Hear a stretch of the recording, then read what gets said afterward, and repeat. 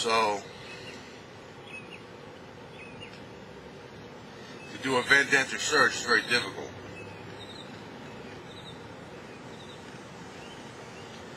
That's why it's very important right away in any type of fire, a single-story residential or a multi-story condo, is to get somebody to do a 360 right away.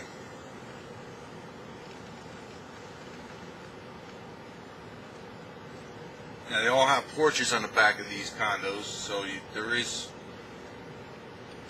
an entryway to get into the rear of the structures.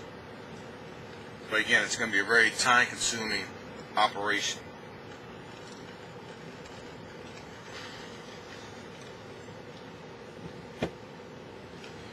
Another problem with most of these condos is that their clubhouses that most of them have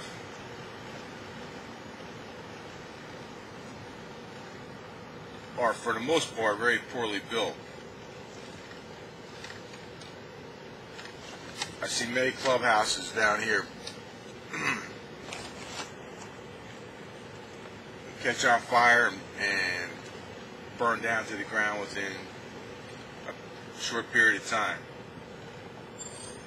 The problem is, again, that most of these clubhouses are built with a huge open area and a huge attic space, and once fire gets in that attic space, the building's done.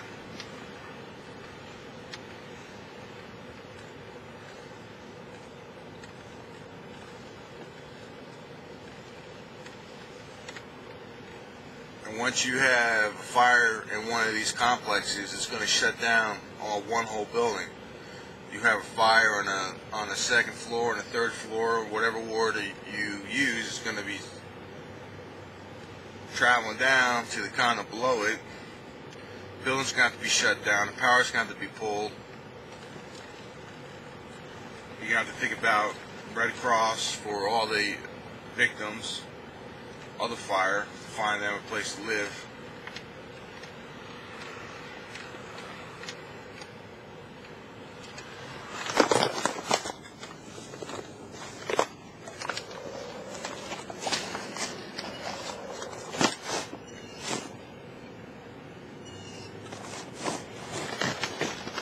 As you can see,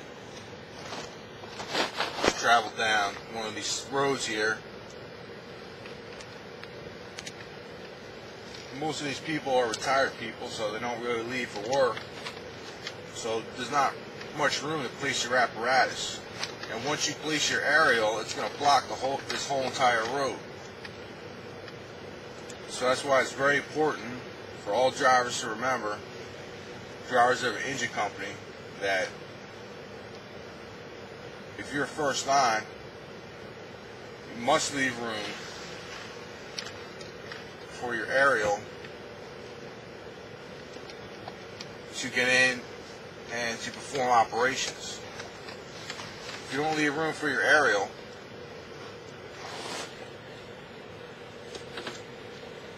then that piece of apparatus is basically useless because he has nowhere to park, nowhere to raise a stick.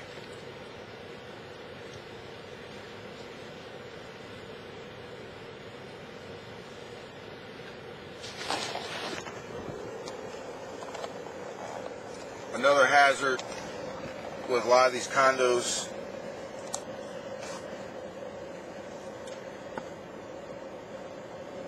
is that a lot of these people are pack rats, and searching one of these small units can be very hazardous. You can get lost quickly in these condos.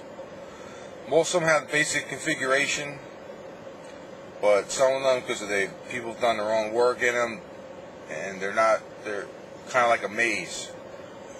And with all this pack rats in there and small avenues of travel within the structure itself, you can't get turned around and get lost quite quickly.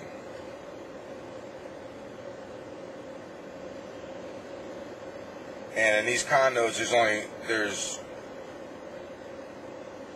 one way in through the front door, and there's another entranceway through the patio, and other than that, that's it. So you basically only have 2 exits.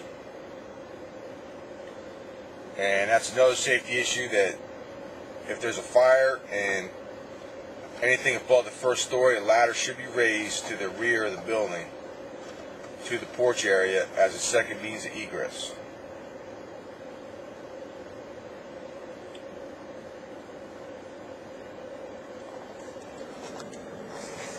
So we've quickly gone over a few safety issues that need to be addressed in any kind of condo fire. Remember, once fire gets in that cockloft area, it's going to travel throughout the structure. So you're either going to have to do a trench cut and sacrifice a few apartments to save the building. You're going to have to get in and find where that fire is traveling and stop it immediately, because it will take the entire structure in a matter of minutes. Safety is an issue with entrance and egresses. There's only 2 in most condos. So again, you're going to have to get a ladder, a ground ladder, here in Florida, to the porch area of these structures as quick as possible.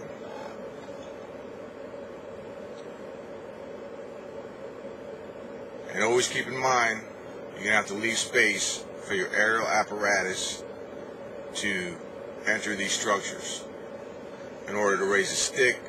And because of the tight roads and the crowded parking areas, they're going to have a difficult time as it is, so don't block their way with your engines.